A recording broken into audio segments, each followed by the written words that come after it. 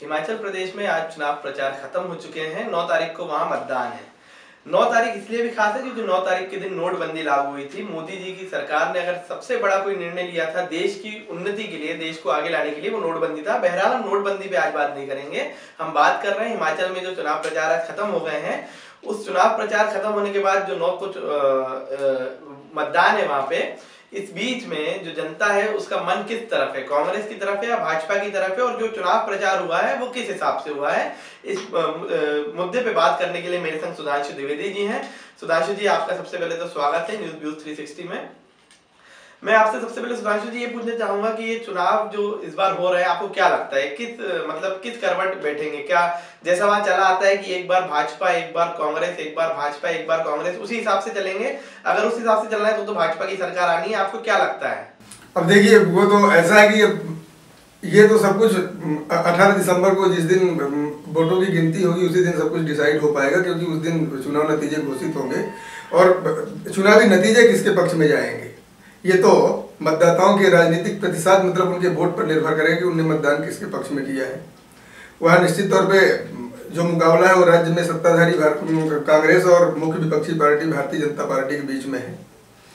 तो इस समय आज उसके लिए हिमाचल प्रदेश विधानसभा के चुनाव का जो प्रचार अभियान है वो आज शाम समाप्त हो गया है। परसों मतलब 9 तारीख को वहाँ मतदान होना है। 18 दिसंबर को वोटों की गिनती होगी।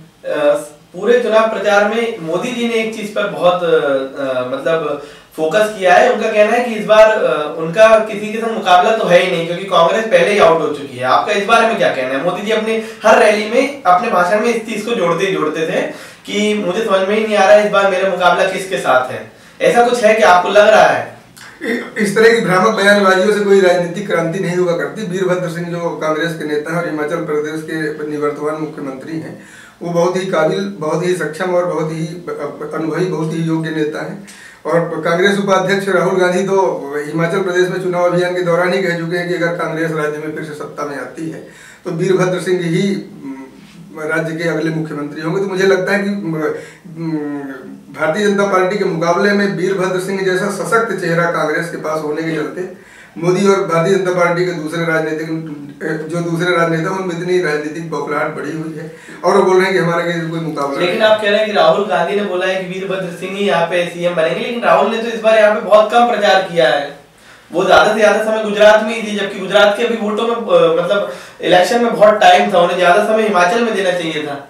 हिमाचल प्रदेश और गुजरात दोनों ही राज्यों में राहुल गांधी की काफी राजनीतिक डिमांड है। वो लगातार डिमांड है आपकी, उस बात से मैं सहमत हूँ। लेकिन मेरा प्रश्न ये है कि राहुल जी ने गुजरात में ज्यादा समय क्यों दिया, जबकि वहाँ टाइम ज्यादा है? वहाँ पे अभी बाद में चुनाव होने, यहाँ पे देखिए परसों वोट डल जाएंगे। अभी आज प्रचार खत्म हो चुका है। राहुल जी ने वहाँ बहुत कम रैलियां की है। इस बारे में आप क्या कहेंगे? राहुल गांधी को पूरा भरोसा है वीरभद्र सिंह की काबिलियत और उनकी राजनीतिक क्षमता पर। उनको ऐसा लगता है कि वीरभद्र सिंह जो है राज्य में अकेले चुनाव प्रचार करने में सक्षम है।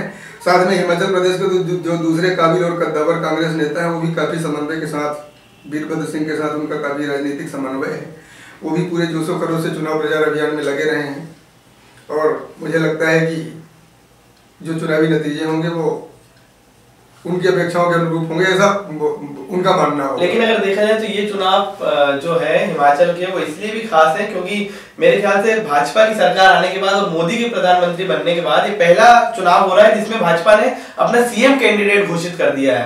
वो प्रेम प्रकाश धूमल का नाम उन्होंने आगे ला दिया है कि वो हमारे सीएम कैंडिडेट हैं और वही सीएम बनेंगे, भाजपा जीतती। ये कदम क्यों उठाया गया है? हिमाचल प्रेम कुमार धूमल जो है इससे पहले भी हिमाचल प्रदेश के 2-3 बार मुख्यमंत्री रहे हैं, तो ये उनका राजनीतिक आकलन है, उनका राजनीतिक समीकरण। लेकिन जहां तक मुझे लगता है कांग्रेस के पास वीरभद्र सिंह जैसा सशक्त चेहरा होने के चलते भारतीय जनता पार्टी को वरिष्ठ भाजपा नेता प्रेम कुमार धूमल के रूप में अपना कैंडिडेट जो है मजबूरी में घोषित करना पड़ा है।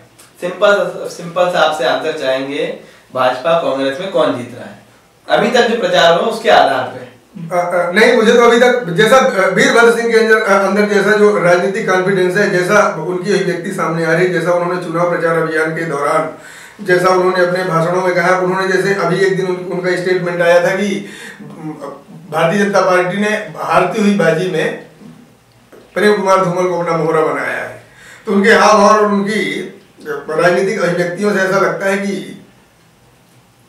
वीरभद्र सिंह चुनावी मुकाबले में काफी आगे हैं। मतलब आपका कहना है कांग्रेस जीत रही है?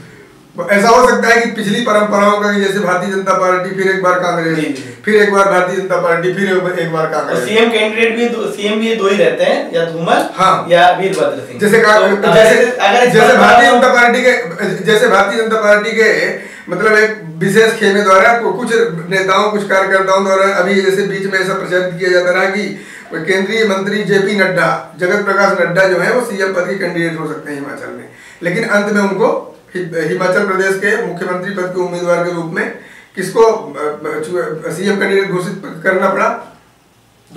प्रेम कुमार धूमल को। तो ये सब किसकी बदौलत? ये सब वीरभद्र सिंह की बदौलत। वीरभद्र सिंह जैसा कांग्रेस के पास जो सशक्त चेहरा है, उसकी काट के रूप में वो चुनाव मैदान में मुख्यमंत्री पद के कैंडिडेट के रूप में प्रेम कुमार धूमल को सामने लाए। मतलब और बाकी सब कुछ, ये मैंने पहले भी कहा कि ये सब कुछ जनता जनार्दन के मतदाताओं के राजनीतिक प्रतिशत मतलब वोट पर निर्भर। मतलब आप कांग्रेस की तरफ हैं? हम लोकतंत्र की तरफ हैं। चुनावी प्रक्रिया जो है निष्पक्ष ढंग से संपन्न हो, ऐसा हम चाहते हैं। लेकिन जैसे राजनीतिक आसार हमको नजर आ रहे हैं, वीरभद्र सिंह का जो पलड़ा है वो थोड़ा सा भारी है। वीरभद्र सिंह का पलड़ा भारी है, सुधांशु जी का ऐसा कहना है। और मुझे ऐसा लगता है कि जो परंपरा चली आ रही शायद वही परंपरा वापस आएगी, भाजपा की सरकार यहाँ बनेगी। हालांकि ये सिर्फ कयास है, कयास सब लगा सकते हैं, सबकी अपनी अपनी राय है, सब अपनी राय दे सकते हैं। जो भी है जनता के हाथ में। सुधांशु जी ने अपने आखिरी पॉइंट में इस पे सबसे ज्यादा जोर दिया है।